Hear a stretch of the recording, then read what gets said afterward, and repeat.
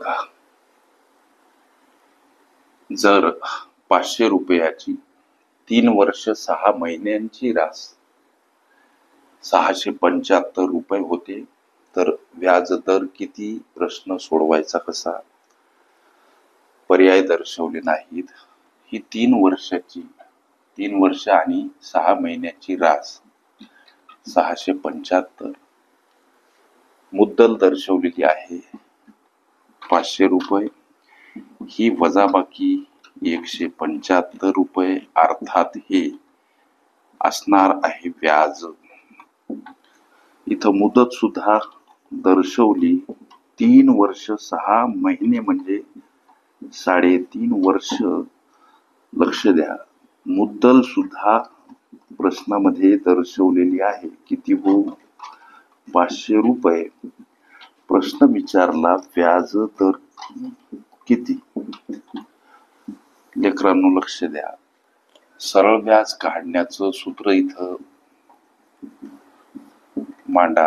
म गुणिला द गुणिला क आणि याला भागीला 100. सरळ व्याज किती? 175 रुपये. कसं आलं? लक्षात आलं ना तुमच्या? रास वजा मुद्दल बराबर काय असते? तर व्याज. हे व्याज इथं मिळालं 175, हे व्याज आहे. मुद्दल म्हणजे मुद्दल 500 रुपये. व्याजाचा दर किती काढायचा आणि मुदत म्हणजेच काळ किती आहे? काळ 3.5 वर्ष. याला भागीला सूत्र सांगते त्याप्रमाणे 100. 2 शून्य 2 शून्य खलास.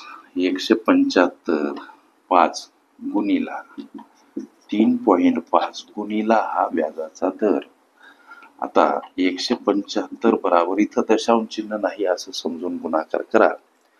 5 5 25 5 आले 2, 5 3 15 आणि 2 17.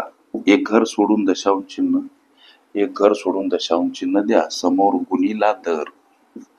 आता 175 कड येताना हे 17.5 भागीला स्वरूपात मांडावे लागतात. छेदामधलं दशांश चिन्ह घालवा, त्यासाठी अंशामध्ये शून्य घ्यावे लागतात. मात्र किती? तर इथं दशांश चिन्हानंतर एक घर म्हणून एकावर एक शून्य असलेली संख्या अंशामध्ये गुणिला घ्या, किंवा 175 वर एक शून्य द्या. छेदस्थानी असलेलं दशांश चिन्ह गायब. समोर तर आता हा भाग लेकरांनो जातो 10 न, म्हणजे 10% हा प्रस्तुत व्यवहारातील व्याजदर. प्रश्नामध्ये व्याजदर किती हा प्रश्न 10%.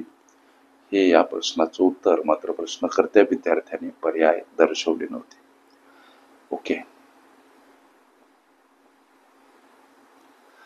व्याजदर काढणे, मुदत, मुद्दल, रास, एकंदरीत सरळ व्याज, चक्रवाढ व्याज, ह्या सर्व माझ्या प्लेलिस्ट अवश्य बघा.